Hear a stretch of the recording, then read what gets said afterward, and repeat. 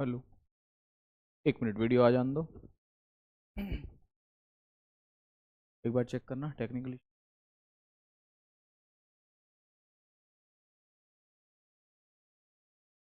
चलिए, नमस्कार प्यारे साथियों, जय श्री महाकाल। मैं कुमार विनय स्वागत करता हूं आप सभी का आपके अपने रोजगार विद अंकित के इस ऑनलाइन प्लेटफॉर्म पर।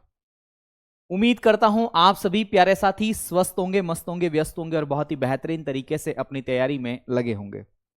सबसे पहले तो आप सभी का स्वागत है मेरे दोस्त। और दूसरा, जो लोग मुझे जानते हैं बहुत अच्छी बात है, मैं आप सभी का शुक्रगुजार हूं कि आप मुझे जानते हैं।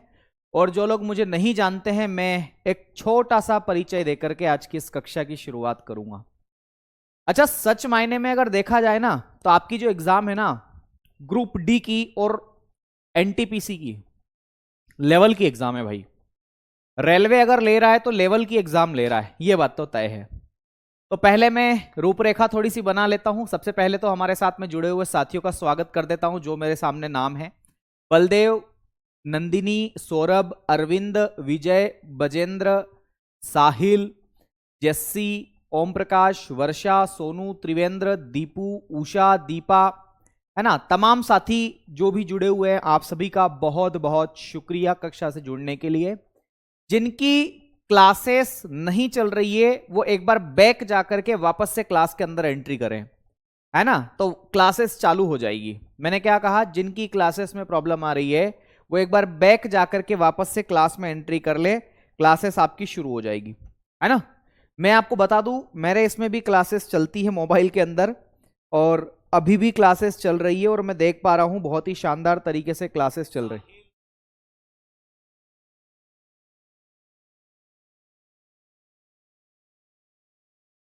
जुड़े हुए हैं आप सभी का बहुत,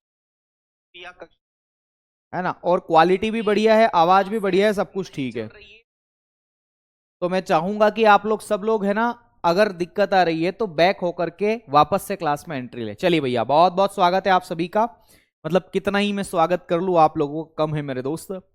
आज ना हम लोग परिचय के बारे में बातचीत करेंगे। परिचय का मतलब होता है इंट्रोडक्शन। ये परिचय दरअसल किन किन चीजों का है, तो परिचय मेरा और आपका है। मेरा और आपका परिचय क्यों जरूरी है, आखिर क्या कारण है? तो परिचय इसलिए जरूरी है क्योंकि अब आप मुझे लगभग 35 से 40 दिन जो है झेलने वाले हैं। इसलिए भी परिचय ज्यादा जरूरी है, क्योंकि आप मुझे अच्छे से जाने, मैं आपको अच्छे से जानूं कि आप क्या डिमांड करते हैं और मैं किस तरीके से पढ़ाऊंगा। वो रणनीति हमारी अच्छी होनी चाहिए। अगर वो रणनीति हमारी अच्छी है तो शायद इस इकोनॉमी वाले सेक्टर में हम अच्छे अंक लेकर के आएंगे। और आज से ही आपकी इकोनॉमी की क्लासेस शुरू हो जाएगी मेरे दोस्त, मतलब हो गई है, क्या हो जाएगी। तो याद रखना, दरअसल मैं हेडिंग डाल लेता हूं परिचय के बारे में। परिचय का मतलब है इंट्रोडक्शन। देखो, आपकी एग्जाम में ना दरअसल दोनों पूछे जाते हैं। अब बोले गुरुजी दोनों का मतलब क्या है, तो देखो दोनों चीजें पूछी जाती है। अर्थशास्त्र भी पूछे जाते हैं। अर्थशास्त्र का मतलब होता है इकोनॉमिक्स। अर्थशास्त्र का मतलब क्या होता है मेरे दोस्त, इकोनॉमिक्स होता है। तो आपकी एग्जाम में ना इकोनॉमिक्स भी आता है। बहुत सारी एग्जाम में इकोनॉमिक्स नहीं आता, केवल इकोनॉमी आता है। आपकी एग्जाम में इकोनॉमिक्स भी आता है। अच्छे से पढ़ना, मैं प्रेम से पढ़ाऊंगा आप लोगों को। अर्थशास्त्र और अर्थव्यवस्था दोनों आपकी परीक्षा में आता है। अर्थशास्त्र और अर्थव्यवस्था, इकोनॉमिक्स एंड इकोनॉमी, अर्थशास्त्र और अर्थव्यवस्था, इसको बोलते हैं इकोनॉमी। दोनों आपकी परीक्षा में आता है और आया भी है। मैं क्वेश्चंस भी आपको बताऊंगा।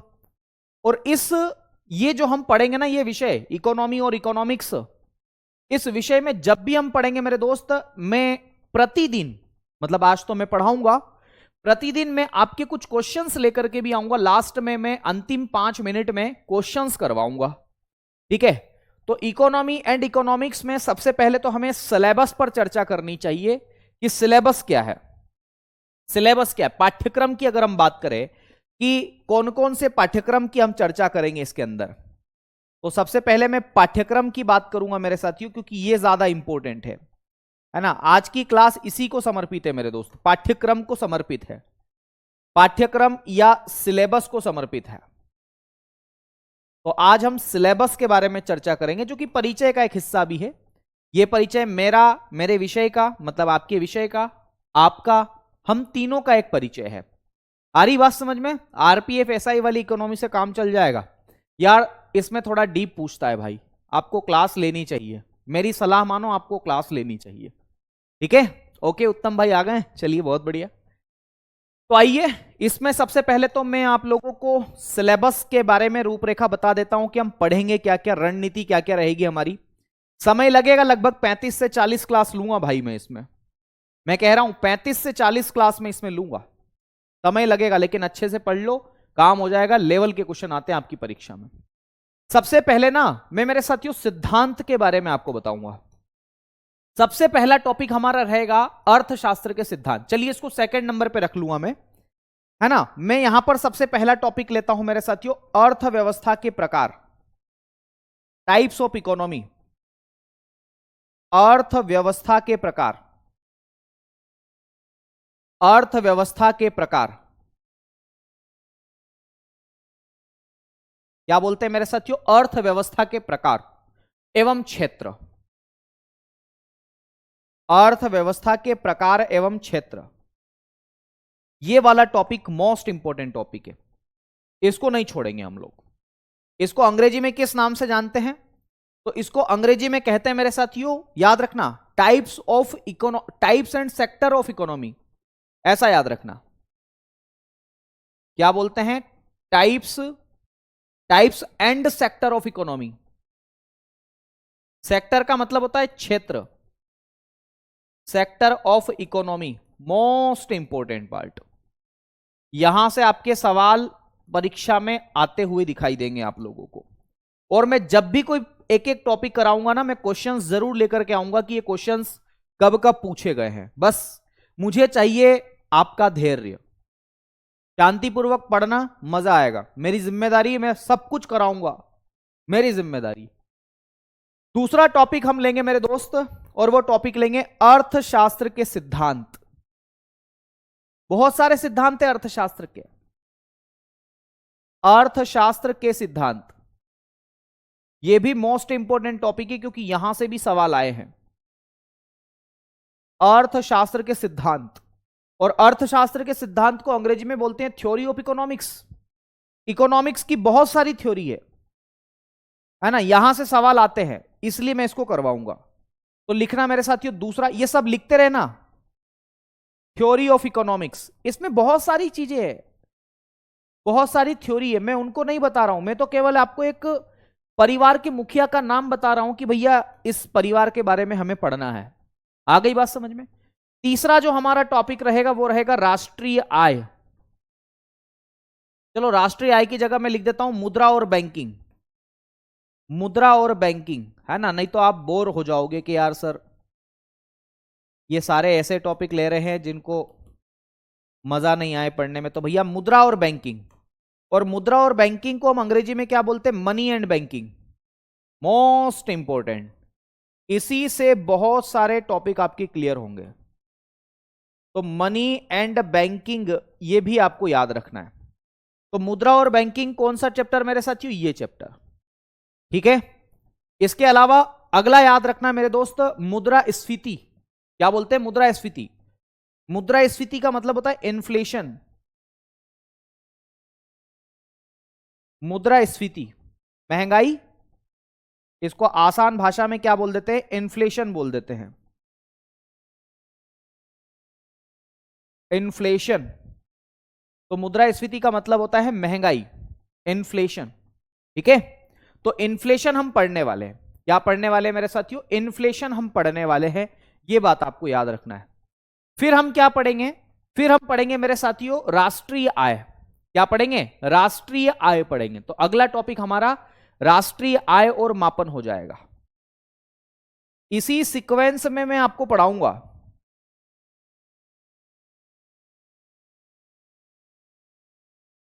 राष्ट्रीय आय और मापन, ठीक है। इसको अंग्रेजी में किस नाम से जानते हैं? तो इसको अंग्रेजी में बोलते हैं नेशनल इनकम एंड मेजरमेंट। क्या बोलते हैं? National income and measurement. भाई मैं आप सभी के जवाब दूंगा थोड़ी देर बाद, मेरे को पहले लिख लेने दो। है ना। मैं बिल्कुल नहीं चाहता कि अभी मैं आपके कमेंट लूं, मैं लूंगा कमेंट तब आपसे ही बात करूंगा। नेशनल इनकम एंड मेजरमेंट,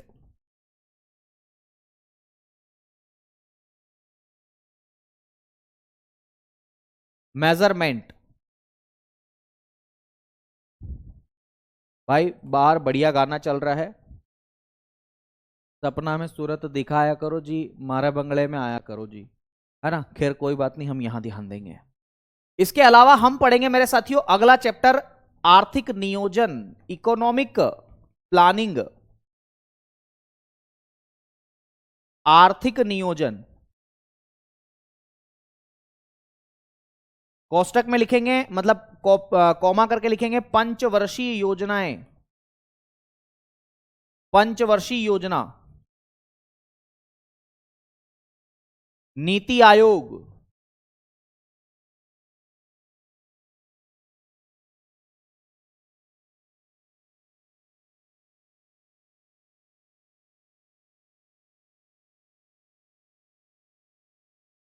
ठीक है, इसको अंग्रेजी में किस नाम से जानते हैं? तो economic planning, 5 year plan and NITI Aayog. यहां से मेरा खली बली हो गया है दिल।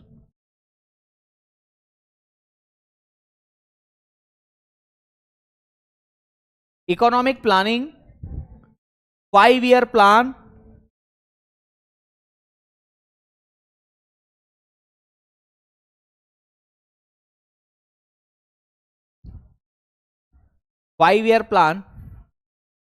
एंड नीति आयोग।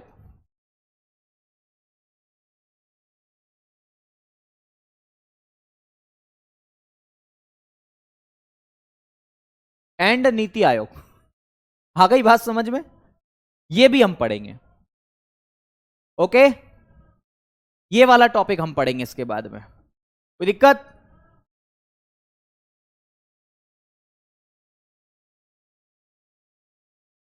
बिल्कुल डी परवीन, आ गई बात समझ में। अगले टॉपिक की बात करूं, अगला टॉपिक कौन सा होने वाला है? अब हम बात करेंगे पूंजी बाजार की, स्टॉक मार्केट की बात करेंगे इसके बाद में। तो पूंजी बाजार एवं stock exchange, capital market and stock exchange हम बात करेंगे। अगला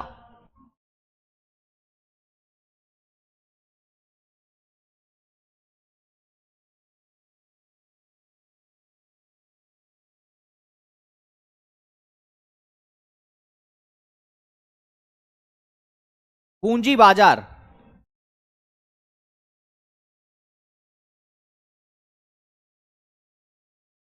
एवं stock exchange.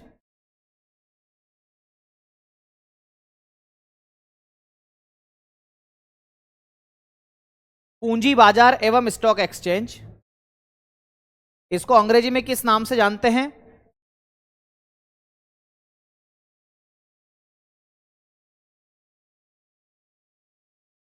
Capital market and stock exchange.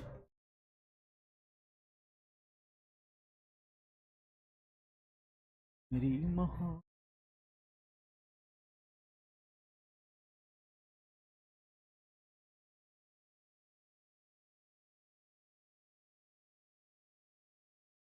बढ़िया, मस्त। अगला देखो, पूंजी बाजार के बाद में फिर क्या पढ़ेंगे मेरे साथियों? स्टॉक एक्सचेंज भी पढ़ेंगे, सारे एनएसई बीएसई विदेशों के कौन कौन से हैं वो भी सब। फिर लिखेंगे बजट और लोक वित्त या राजकोषीय नीति या वित्त आयोग। तो मेरे साथियों बजट, बजट को अंग्रेजी में भी बजट ही बोलते हैं, या फिर आप लिखेंगे मेरे साथियों पब्लिक फाइनेंस, लोक वित्त बोलते हैं।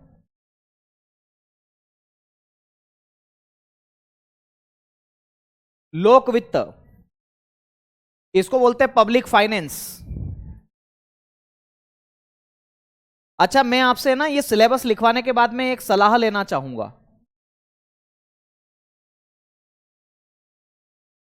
पब्लिक फाइनेंस, और एक और लिखेंगे मेरे साथियों राजकोषीय नीति, फिस्कल पॉलिसी आप इसे कहते हैं।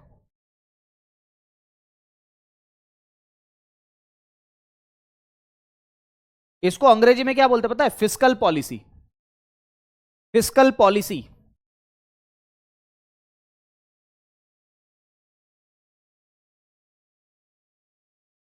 राजकोषीय नीति को हम अंग्रेजी में बोलते हैं फिस्कल पॉलिसी। क्या बोलते हैं मेरे साथियों? Fiscal policies.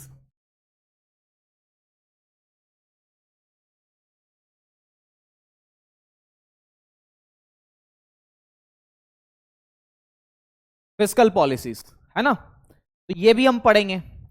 इसके बाद में फिर अगला टॉपिक कौन सा लेंगे भैया?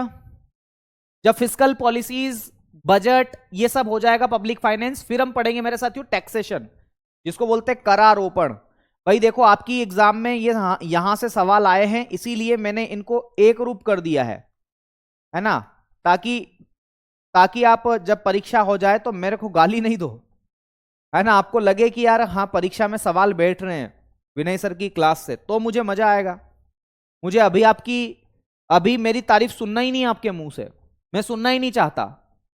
सच में नहीं सुनूंगा मैं कि सर आप अच्छा पढ़ाते हो, कि ये तो सब मुझे तब बताना जब परीक्षा में सवाल आए। ठीक है? कितने दिन लगेंगे? 35 से 40 क्लास लूंगा, चाहे संडे लेना पड़े, मंडे लेना पड़े, जब भी लूंगा, मेरी जवाबदारी है वो।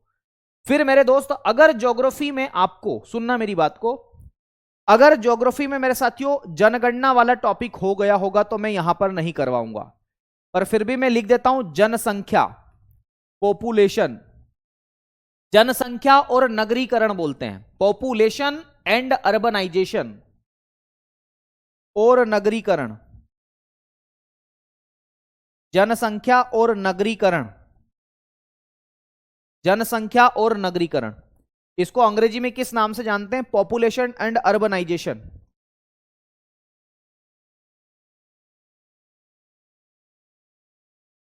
Population and urbanisation.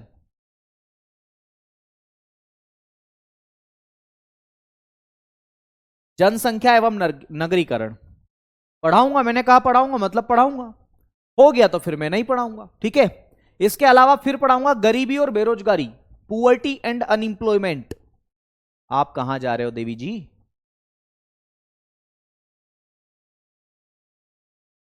गाना बहुत अच्छा चल रहा था यार, पांव उड़ गए थे मेरे, आपकी कसम, पर क्लास चल रही थी, नहीं तो अभी थोड़ा बहुत डांस हो ही जाता।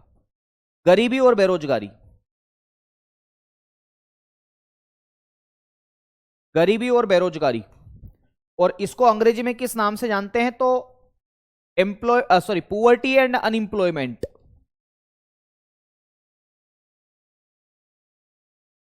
Poverty and,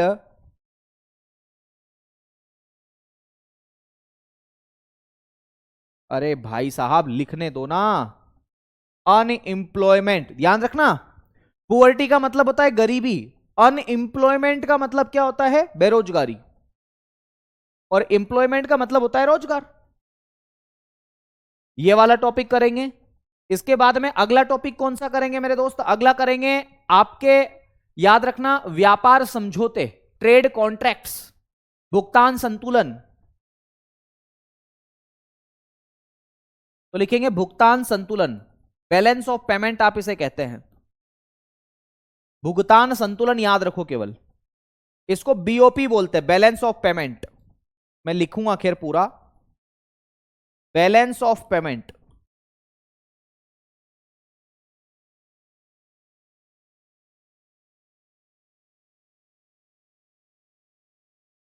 balance of payment, है ना? इसको आसान भाषा में क्या कर देते पता है? बीओपी लिख देते, इसको बीओपी। ऐसे भी लिखते, बी फिर ओ थोड़ा छोटा, याद रखना, बी थोड़ा बड़ा, ओ थोड़ा छोटा, फिर पी बड़ा, बीओपी। तो बीओपी का मतलब भी होता है बैलेंस ऑफ पेमेंट, भुगतान संतुलन के नाम से आप इसे जानते हैं। फिर मेरे साथियों रिपोर्ट, बहुत सारी अलग अलग रिपोर्ट आती है ना, अलग अलग संगठन की, वो भी। तो रिपोर्ट एवं सूचकांक,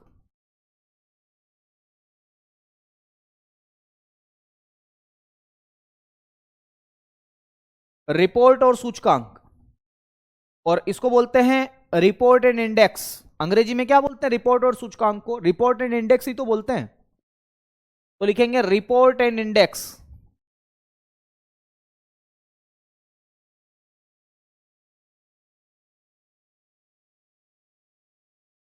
आ गई बात समझ में?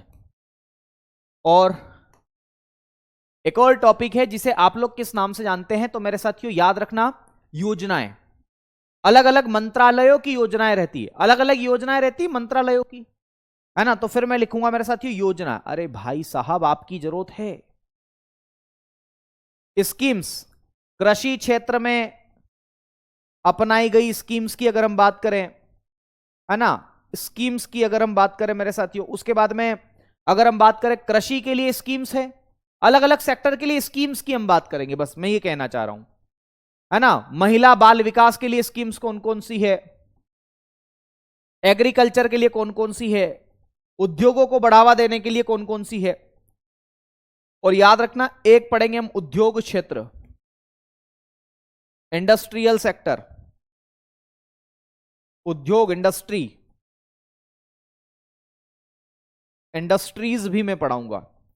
और एक अंतिम टॉपिक मेरे साथियों जो बच गया, मैं नहीं चाहता कि वो टॉपिक नहीं लो, जो भी बचा खुचा पार्ट बच जाता है परीक्षा में वो मैं पढ़ाऊंगा मेरे दोस्त आपके अपने विविध में। क्या बोलते हैं उसको, विविध बोलते हैं, विविध, मेरी नजर में उसको विविध बोलते हैं, तो मिसलेनियस बोलते हैं ऐसे आप लोग उसे अंग्रेजी में, विविध मेरे साथियों। तो अंतिम पार्ट है विविध का।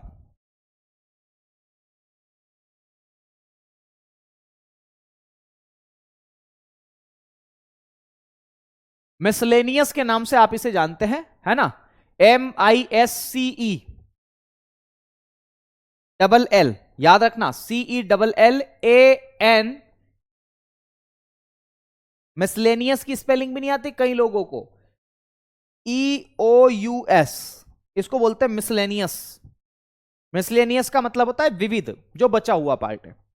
तो मेरे दोस्त ये कुछ प्रमुख टॉपिक रहेंगे आपके मेरे साथ ग्रुप डी और एनटीपीसी की, जब तक आप तैयारी करोगे तब तक, है ना, मतलब आपके सिलेबस के। तो एक बार सिलेबस को सरसरी निगाह से देख लो, ये मैंने आपको इतना बताया है, ठीक है। इकोनॉमिक्स कितने नंबर का आता है भाई साहब, 4 से 5 नंबर का इकोनॉमिक्स आता है आपके एग्जाम में, ठीक है। तो ये पूरे के पूरे टॉपिक रहेंगे, ये अर्थशास्त्र और अर्थव्यवस्था का पूरा सिलेबस रहेगा, ये मैंने बता दिया। मैं एक बार फिर से बता देता हूं, याद रखना, सबसे पहला टॉपिक अर्थव्यवस्था के प्रकार एवं क्षेत्र, जो कि मैं आज शुरू कर रहा हूं।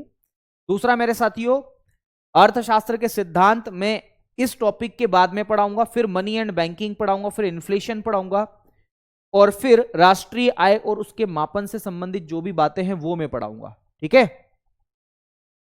दूसरी बात, आर्थिक नियोजन, पंचवर्षीय योजना, नीति आयोग में पढ़ाऊंगा।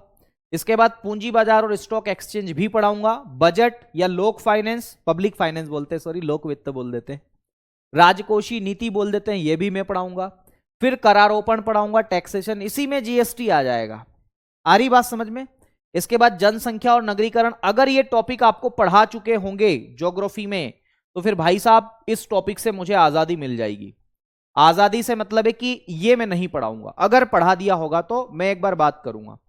ट्रेड कॉन्ट्रैक्ट्स नहीं लिखा गीतांशु, वो मैंने लिखा था ना आपका भुगतान संतुलन, इसमें मैं पढ़ाऊंगा आपको ट्रेड कॉन्ट्रैक्ट्स, भरोसा रखिए, है ना, भरोसा रखिए, मैं हूं ना।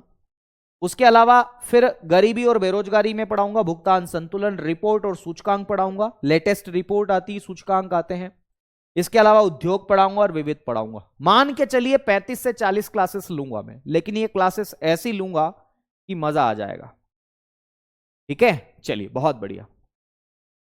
खुशी, कितने क्वेश्चन आते हैं, मैंने कहा ना 4 से 5 क्वेश्चन आते हैं। ग्रुप डी में लेवल का आता है इंडियन इकोनॉमी, ये बैंकिंग वैंकिंग सब इंडियन इकोनॉमी का ही पार्ट है, ठीक है, बहुत बढ़िया। चलिए, तो इतनी सारी बातें आपको मुझे पढ़ानी है। अब मैं यहां पर शुरू कर रहा हूं मेरे साथियों, और सबसे पहला हमारा टॉपिक क्या होने वाला है, तो सबसे पहला हमारा टॉपिक होने वाला है मेरे दोस्त आपका क्या, तो याद रखेगा, अर्थव्यवस्था के प्रकार एवं क्षेत्र, ठीक है। तो मैं यहां पर हेडिंग डाल रहा हूं, अर्थव्यवस्था के प्रकार एवं क्षेत्र। मैं लिख करके ही पढ़ाऊंगा, अधिकतम चीजें मैं लिख करके ही पढ़ाऊंगा।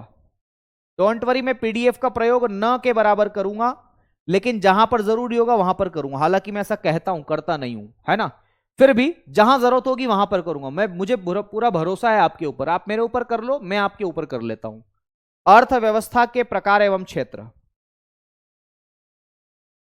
अर्थव्यवस्था के प्रकार एवं क्षेत्र,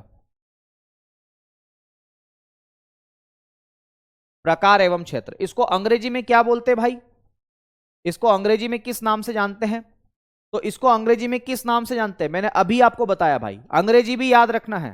क्या बोलते हैं? Types and sector of economy. तो देखो, दो चीजें हमको इसमें पढ़ना है दरअसल। इसमें हमें types and sector of economy, types and sector of economy. कौन डलियो खिलाड़ू? ठीक है, चलिए मैं थोड़ा बह जाता हूं मेरे दोस्त गानों के साथ में। पड़ोस में पता नहीं क्या शादी वादी है, तो आपको तो नहीं आ रही होगी आवाज, लेकिन अपुन को आ रही है। चलिए भाई, ये हमारा टॉपिक है और इस टॉपिक में दरअसल दो चीजें हैं। दो चीजें क्या है याद रखना है ना? चलिए भाई, धन्यवाद। याद रखना, इसमें दो टॉपिक है। एक तो इकोनॉमी के प्रकार हमें पढ़ना है, यानी कि टाइप्स, और दूसरा जो टॉपिक है वो सेक्टर है। तो मेरे साथियों, इकोनॉमी के प्रकार और सेक्टर, टाइप्स और सेक्टर, टाइप्स का मतलब प्रकार होता है, सेक्टर का मतलब क्षेत्र होता है। ये दो टॉपिक हमें इसमें पढ़ना है। तो सबसे पहले मैं इकोनॉमी के क्षेत्र की बात कर लेता हूं, है ना? इसमें भी हम लोग सबसे पहले क्या पढ़ेंगे मेरे साथियों? इकोनॉमी के क्षेत्र, अर्थव्यवस्था के क्षेत्र में आपको पढ़ा देता हूं पहले, अर्थव्यवस्था के क्षेत्र, ताकि आपको आगे दिक्कत ना आए। तो मैं हेडिंग डाल रहा हूं अर्थव्यवस्था के क्षेत्र, सेक्टर ऑफ इकोनॉमी, अर्थव्यवस्था के क्षेत्र। भाई मैं राइटिंग जमा जमा के ही पढ़ाता हूं, बिना राइटिंग जमाए मुझे पढ़ाना नहीं आता, है ना? तो मैं हौले हौले पढ़ाऊंगा। इकोनॉमी जो सब्जेक्ट है ना, थोड़ा आराम से पढ़ाने वाला सब्जेक्ट है। अगर मैंने जल्दबाजी करी तो आपके सर के ऊपर से चला जाएगा, ठीक है? तो इसको हम बोलेंगे सेक्टर ऑफ इकोनॉमी।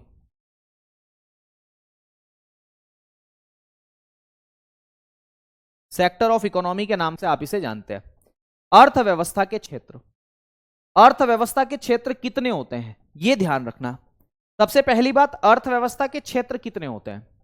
तो याद रखना, अर्थव्यवस्था के अगर मुख्य क्षेत्रों की बात की जाए, मेन सेक्टर की अगर बात करें मेरे साथियों, मेन सेक्टर, मुख्य क्षेत्र, अर्थव्यवस्था के मेन सेक्टर की अगर हम बात करें, तो अर्थव्यवस्था के मेन सेक्टर की संख्या कितनी है? तो 3 है। अर्थव्यवस्था के मुख्य क्षेत्रों की संख्या कितनी है मेरे दोस्त? 3 है। अर्थव्यवस्था के मुख्य क्षेत्रों की संख्या कितनी है भाई? तो 3 है अर्थव्यवस्था के मुख्य क्षेत्रों की संख्या। अर्थव्यवस्था के मुख्य क्षेत्रों की संख्या कितनी है? 3 है। अभी बताऊंगा कौन कौन सी है, ठीक है? दूसरी बात मेरे साथियों, अगर हम बात करें अर्थव्यवस्था के मुख्य क्षेत्रों की तो 3 है, लेकिन कुछ किताबें मेरे साथियों चतुर्थक और पंचम क्षेत्र भी बताते हैं। याद रखना, कुछ किताबें जैसे आपकी एनसीईआरटी मेरे साथियों, ये चतुर्थक और पंचम क्षेत्र भी बताते हैं। मैं दोनों के बारे में बात करूंगा। एक क्षेत्र है चतुर्थक, चतुर्थक, और इसको अंग्रेजी में क्या बोलते हैं? तो इसको बोलते हैं क्वार्टरनरी, क्वार्टरनरी, क्वार्टरनरी सेक्टर, चतुर्थक क्षेत्र। क्या बोलते हैं? चतुर्थक क्षेत्र के नाम से आप इसे जानते हैं। और एक है मेरे साथियों जिसे आप पंचम क्षेत्र के नाम से भी जानते हैं, क्वाइनरी सेक्टर, पंचम क्षेत्र, है ना? इसे आप क्वाइनरी सेक्टर के नाम से जानते हैं। अंग्रेजी में किस नाम से जानते हैं इसको? क्वाइनरी सेक्टर।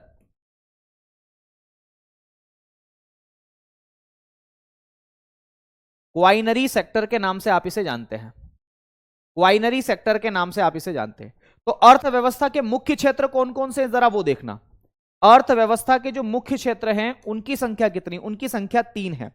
और ये 3 कौन से हैं? तो सबसे पहला याद रखना, प्राथमिक क्षेत्र। क्या बोलते हैं मेरे साथियों? प्राथमिक क्षेत्र के नाम से आप इसे जानते हैं। तो पहला याद रखना, प्राथमिक क्षेत्र। इसको अंग्रेजी में बोलते हैं प्राइमरी सेक्टर,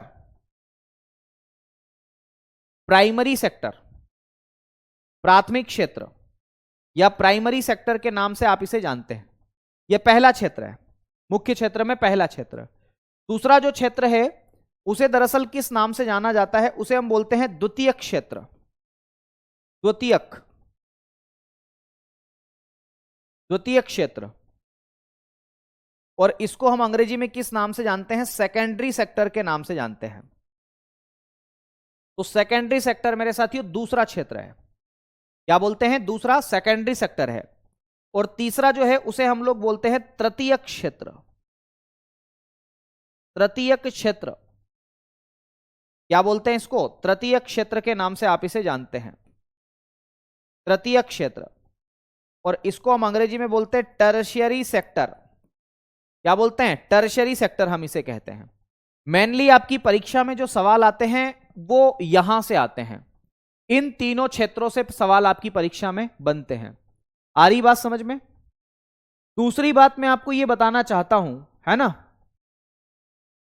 दूसरी बात मैं आपको यह बताना चाहता हूं कि इस चतुर्थक क्षेत्र को ज्ञान क्षेत्र के नाम से जानते हैं। इसी चतुर्थक क्षेत्र को मेरे साथियों ज्ञान क्षेत्र या इसी को बौद्धिक क्षेत्र के नाम से भी जाना जाता है। तो ज्ञान या बौद्धिक क्षेत्र, ज्ञान या बौद्धिक क्षेत्र के नाम से भी आप इसे जानते हैं। इसको अंग्रेजी में किस नाम से जानते हैं पता है? नॉलेज सेक्टर, है ना, नॉलेज या इंटेलेक्चुअल सेक्टर के नाम से भी आप इसे जानते हैं। तो मेरे दोस्त इसको नॉलेज सेक्टर, नॉलेज सेक्टर के नाम से भी जानते हैं। किसको? तो चतुर्थक क्षेत्र को नॉलेज सेक्टर के नाम से जाना जाता है। पंचम क्षेत्र टॉप लेवल के डिसीजन लेता है, वो मैं बताऊंगा, सब मेरी जवाबदारी यार, वो आप छोड़ो अभी फिलहाल, आप तो ये देखो, ठीक है। तो हम मुख्य क्षेत्र की हम बात कर रहे हैं। फिर से समझा दूं एक बार क्या मैंने बताया।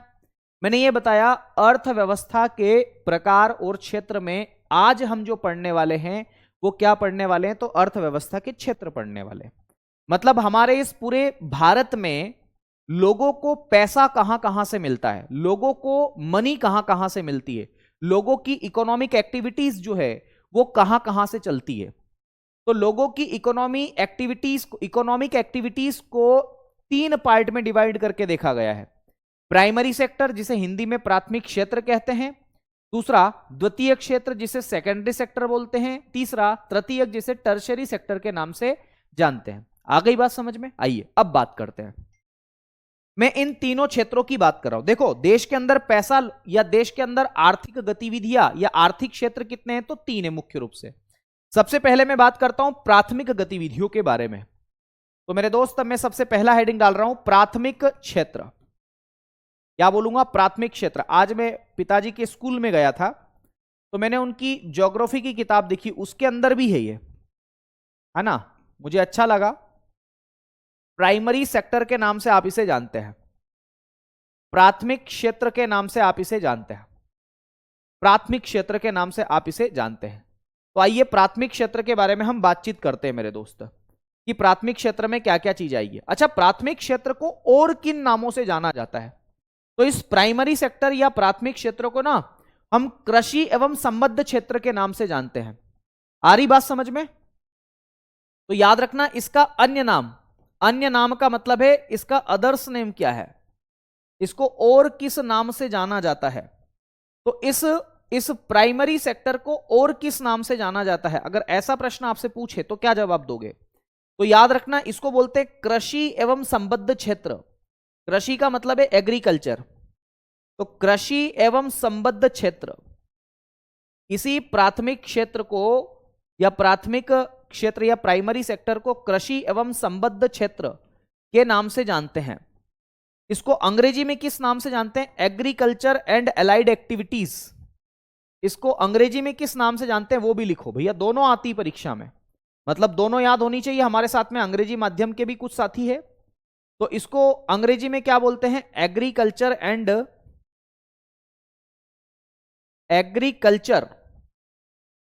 कल्चर यार, है ना, agriculture and allied activities. Allied का मतलब है इससे जुड़ी हुई, एंड एलाइड एक्टिविटीज,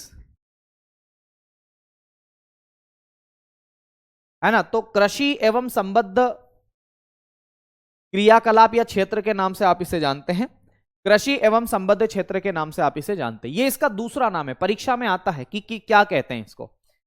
इसमें एक और बात याद रखना आप लोग, क्या बातें याद रखोगे इसके अंदर? एक बात ये याद रखना मेरे दोस्त, इसमें होता क्या है, प्राइमरी एक्टिविटीज में होता क्या है। तो पहली बात इसमें ये याद रखना कि पहली बात आप ये याद रखना मेरे साथियों, प्राथमिक एक्टिविटीज में या प्राइमरी एक्टिविटीज में या प्राइमरी सेक्टर में, कि इसमें प्रोडक्शन, या ऐसा लिखे इसमें उत्पादन, उत्पादन को हम लोग अंग्रेजी में बोलते हैं प्रोडक्शन। इसमें उत्पादन जो है वो प्राकृतिक संसाधनों की सहायता से होता है। तो प्रोडक्शन जो है मेरे दोस्त, प्रोडक्शन, उत्पादन, उत्पादन जो है वो कैसे होता है? तो याद रखना इसमें जो उत्पादन है वो प्राथमिक, ये सॉरी प्राथमिक नहीं, इसमें जो उत्पादन है वो प्राकृतिक संसाधनों की सहायता से होता है, नेचुरल रिसोर्सेस की हेल्प से। तो उत्पादन प्राकृतिक संसाधनों की सहायता से, या ऐसा लिखे प्राकृतिक संसाधनों से इसमें उत्पादन होता है। प्राकृतिक संसाधन को आप जानते हैं ना क्या बोलते हैं अंग्रेजी में? तो प्राकृतिक संसाधन को मेरे साथियों नेचुरल रिसोर्सेस कहते हैं। क्या बोलते हैं इसको? Natural resources.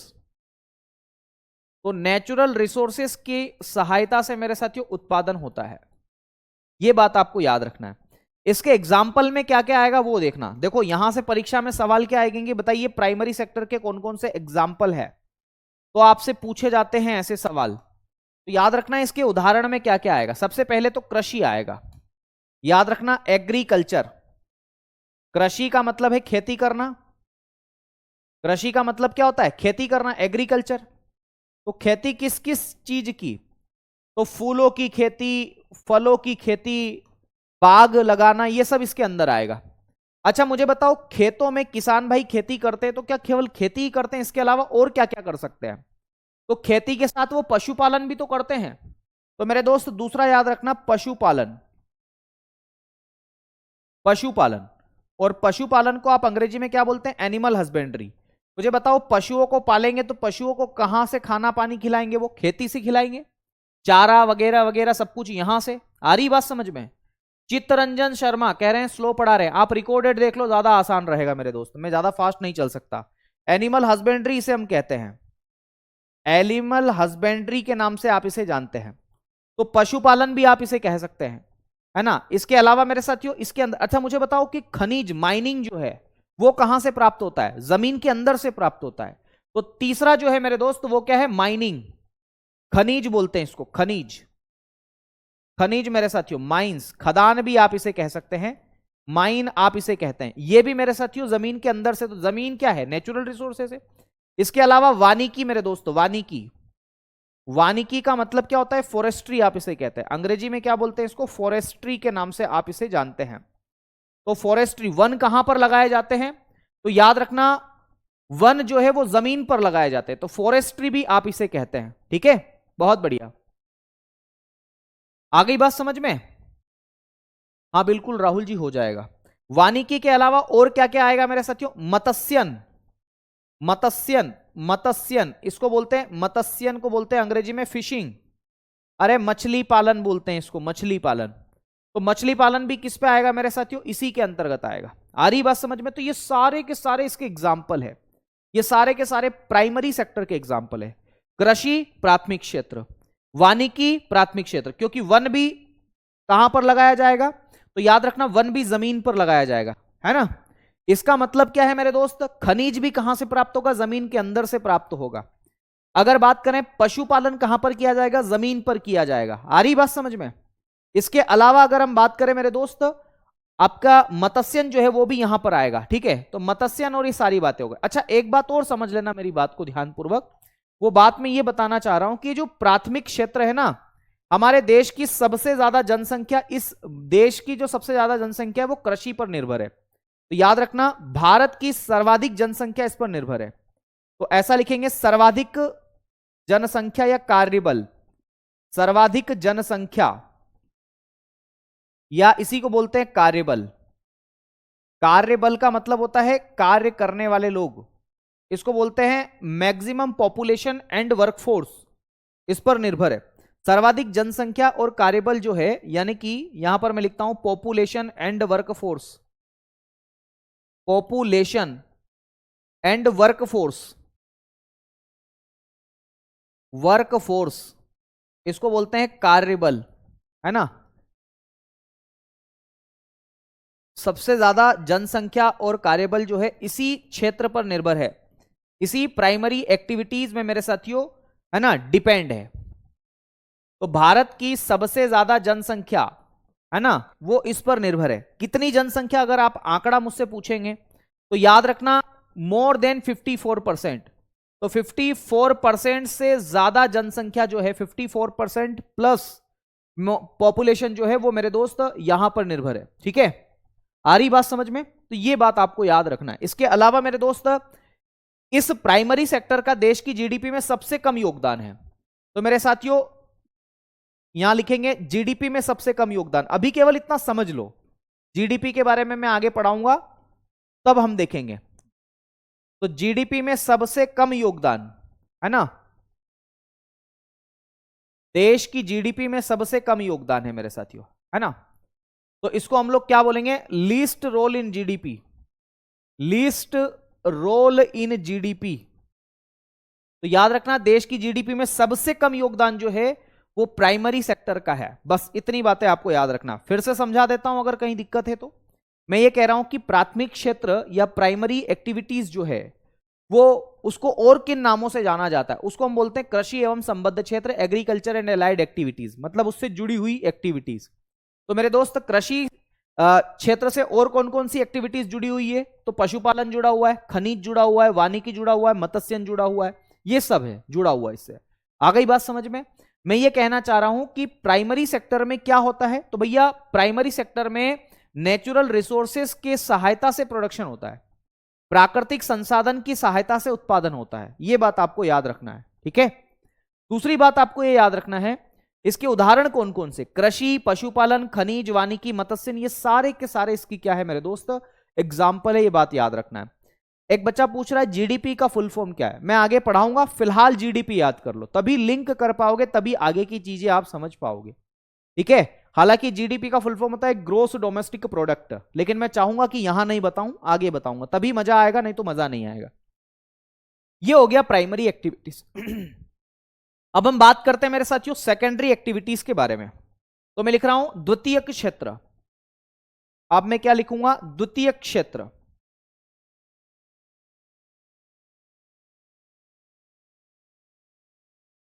द्वितीय क्षेत्र के नाम से आप इसे जानते हैं, और इसको हम अंग्रेजी में किस नाम से जानते हैं, इसको बोलते हैं सेकेंडरी एक्टिविटीज। इसको क्या बोलते हैं, सेकेंडरी सेक्टर। अंग्रेजी में ही लिखो, सेकेंडरी सेक्टर के नाम से आप इसे जानते हैं।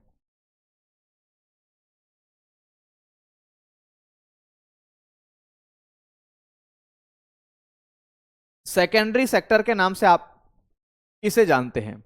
तो द्वितीय क्षेत्र को सेकेंडरी सेक्टर के नाम से आप इसे जानते हैं मेरे दोस्त। इसके बारे में क्या कुछ खास बातें हैं वो मैं आपको बताने की कोशिश करता हूं। अच्छा, इस द्वितीय क्षेत्र को और किस नाम से जानते हैं, तो याद रखना इसका अन्य नाम क्या है, इसको और किस नाम से जानते हैं। तो इसका जो अन्य नाम है ना मेरे साथियों वो दरअसल दो है। बोले दो कौन कौन से गुरुजी, बता दो ना एक बार। बिल्कुल याद रखना इसको और किन किन नामों से जाना जाता है, तो इसको हम बोलते हैं उद्योग क्षेत्र। तो अगर आपसे यह पूछा जाए कि उद्योग क्षेत्र किसको कहा जाता है, तो सेकेंडरी सेक्टर को उद्योग क्षेत्र कहा जाता है। तो सबसे पहला याद रखना उद्योग क्षेत्र, उद्योग क्षेत्र, इसको अंग्रेजी में बोलते हैं इंडस्ट्रियल सेक्टर, इंडस्ट्रियल सेक्टर। इसका एक और नाम है, इसको हम बोलते हैं विनिर्माण क्षेत्र भी बोलते हैं, इसको विनिर्माण क्षेत्र के नाम से भी जाना जाता है। और विनिर्माण क्षेत्र को हम अंग्रेजी में बोलते हैं मैन्युफैक्चरिंग सेक्टर।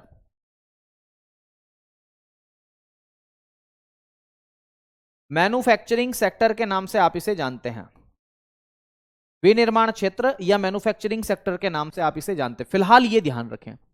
तो अगर आपसे यह सवाल पूछा जाए कि इसको और किन किन नामों से जानते हैं, तो इंडस्ट्रियल सेक्टर आप इसे कह देते हैं, या फिर इसी को मैन्युफैक्चरिंग सेक्टर के नाम से भी जाना जाता है। क्यों कहते हैं, क्या कुछ खास बातें हैं, ये सब बातें तो आएगी ही आएगी, आप उसका लोड मत लेना कि यार आखिर ऐसा क्यों है, वो तो सब आएगी आगे।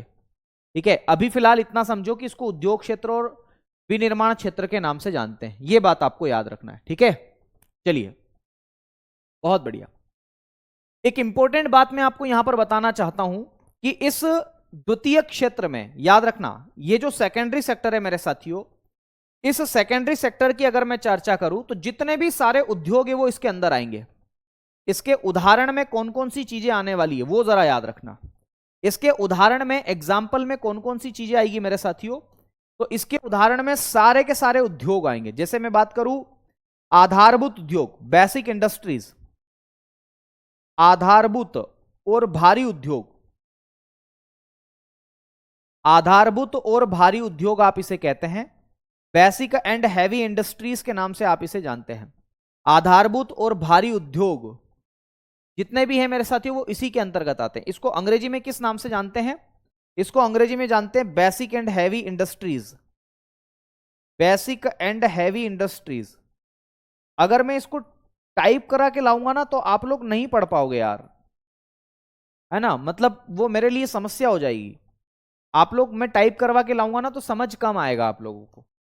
तो आधारभूत और भारी उद्योग इसके अंदर आते हैं। इसके अलावा मेरे साथियों इसमें ही लौह इस्पात उद्योग भी आएगा, आयरन एंड स्टील इंडस्ट्रीज।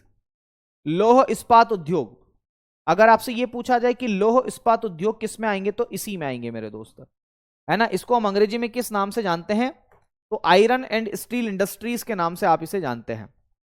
क्या बोलते हैं इसको, आयरन एंड स्टील इंडस्ट्रीज। तो आयरन एंड स्टील इंडस्ट्रीज के नाम से आप इसे जानते हैं। ओके, अभी मैं देखो एक बात भी आपको बताऊंगा चलते चलते। इसके अलावा और कौन कौन से उद्योग इसमें आएंगे, तो एक लिखना दिया सलाई उद्योग, दिया सलाई, दिया सलाई उद्योग आएगा। घड़ी उद्योग आ जाएगा, साइकिल उद्योग आ जाएगा, घड़ी उद्योग आ जाएगा मेरे दोस्त, घड़ी उद्योग। फिर लिखना साइकिल उद्योग। जितने भी सारे उद्योग है वो सब के सब इसके अंदर आएंगे। आ गई बात समझ में, वो सब के सब आएंगे इसके अंदर। अच्छा, इसको विनिर्माण क्षेत्र क्यों कहा जाता है वो भी देख लो। विनिर्माण क्षेत्र का मतलब ये होता है कच्चे माल को, कच्चा माल मतलब होता है रॉ मटेरियल, कच्चा माल यानी कि क्या होता है, रॉ मटेरियल बोलते हैं इसको। तो रॉ मटेरियल, कच्चे माल को मशीन में ले जाकर, मशीन या ऐसा लिखें उद्योग, उद्योग या मशीन में ले जाकर, उद्योग या मशीन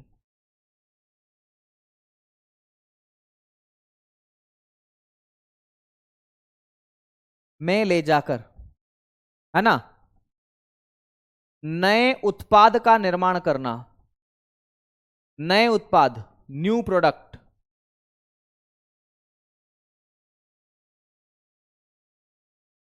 है ना, नए उत्पाद या क्या बोलते हैं इसको, न्यू प्रोडक्ट, नए उत्पाद का निर्माण करना, क्या कहलाता है, विनिर्माण क्षेत्र कहलाता है। जैसे मेरे दोस्त अगर मैं बात करूं, जैसे कपास, कपास कहां से मिला, कपास मिला हमें मेरे दोस्त कहां से, खेतों से मिला, प्राइमरी सेक्टर से मिला। इस कपास को जब मैं मशीन में ले जाऊंगा तो मुझे क्या मिलेगा मेरे दोस्त, कपड़ा मिलेगा। आ रही बात समझ में। तो कपड़ा क्या है, मैन्युफैक्चरिंग गुड्स है। कपड़ा का मतलब होता है क्लोथ्स, तो क्लोथ्स क्या है, मैन्युफैक्चरिंग गुड्स है। आ गई बात समझ में, मैन्युफैक्चरिंग गुड्स है क्लोथ्स। तो कपास जो है वो मैन्युफैक्चरिंग गुड्स हो गया। वैसे ही मेरे साथियों अगर मैं गन्ने को, सुगर केन जिसको बोलते हैं, अगर इस गन्ने को मेरे साथियों उद्योग या मशीन में ले जाऊंगा तो इस गन्ने से मुझे किसकी प्राप्ति होगी, शक्कर की प्राप्ति होगी। किसकी प्राप्ति होगी, शक्कर की। तो शक्कर क्या है मेरे साथियों, या फिर गुड़ की प्राप्ति होगी। ये क्या है मेरे साथियों, मेरे लिए ये क्या है, मैन्युफैक्चरिंग गुड्स है। इसके अलावा अगर मैं बात करूं मेरे दोस्त, तो आप यहां पर लिख सकते हैं मेरे साथियों गेहूं, गेहूं जो कि खेतों से हमें प्राप्त होता है। इसको जब मैं मशीन पर ले जाऊंगा या आटा चक्की पे ले जाऊंगा मेरे साथियों, तो मुझे गेहूं से क्या प्राप्त होगा, आटा प्राप्त होगा। या फिर मेरे दोस्त इससे मुझे ब्रेड भी प्राप्त हो सकता है, या फिर मुझे बिस्किट की प्राप्ति भी हो सकती है। तो ब्रेड, बिस्किट, आटा ये सब क्या है मेरे साथियों, मैन्युफैक्चरिंग प्रोडक्ट है। इन्हीं को विनिर्माण क्षेत्र के नाम से आप इसे जानते हैं। तो ये उद्योग क्षेत्र के अंतर्गत आप लोग याद रखेंगे। जितने भी सारे उद्योग है वो इसके एग्जाम्पल है मेरे दोस्त, ये बात याद रखना। ये औद्योगिक क्षेत्र है, द्वितीय क्षेत्र के अंतर्गत आते हैं। अब मुझे पढ़ाना है आपको सेवा क्षेत्र या तृतीय क्षेत्र। इसके बारे में मैं बात करूंगा अब आपसे कल, ठीक है। तो कल सेवा क्षेत्र के बारे में बात करेंगे और इकोनॉमी के कितने प्रकार होते हैं उसके बारे में कल हम बात करेंगे। मेरी पूरी कोशिश रहेगी कि आप इतना कम से कम पढ़ के आए, पूरा धैर्यता के साथ पढ़ें। मैं चाहता हूं कि आप आराम से पढ़ें। हाँ, इसमें एक गड़बड़ ये रहेगी कि हो सकता है कि बच्चा पेशेंस न रख पाए, है ना। हर कोई बच्चा पेशेंस नहीं रख पाएगा इकोनॉमी में, ये मेरा वादा है आप लोगों से, है ना। क्योंकि मुझे पता है कि हर बच्चे के दिमाग में घुसाना टेढ़ी खीर है, पर मैं चाहता हूं कि थोड़ी थोड़ी चीजें भले पढ़ाऊं लेकिन अच्छे से मैं आपको पढ़ाऊं, है ना। तो आज मैंने जितना पढ़ाया उतना पढ़ के आइएगा। कल मैं इसके क्वेश्चंस भी लेकर के आऊंगा और आगे का टॉपिक भी करवाऊंगा, अर्थव्यवस्था के प्रकार भी मैं करवाऊंगा, ठीक है। मैं लिखवाऊंगा फिर ही पढ़ाऊंगा, तो लिखवा लिखवा के ही पढ़ाऊंगा। अगर मैं टाइप करवा के लाता तो शायद इतना अच्छे से आप नहीं समझ पाते। आप प्लीज इसको पढ़ के आइएगा। कल शाम को 7 बजे फिर हम लोग मिलने वाले हैं। कल 19 तारीख है, कल फिर मिलेंगे, है ना। तो पीडीएफ से मैं नहीं पढ़ाता, पीडीएफ से मजा नहीं आएगा, लेकिन जहां पीडीएफ का काम होगा वहां पर जरूर मैं लेकर के आऊंगा, ठीक है। तो चलिए आज के लिए इतना ही करते हैं, शेष वार्ता आपसे कल करेंगे। उम्मीद है आप लोग कल भी जुड़ेंगे। चलिए, बहुत बढ़िया, शुक्रिया, धन्यवाद, जय महाकाल और नमस्कार, शुक्रिया।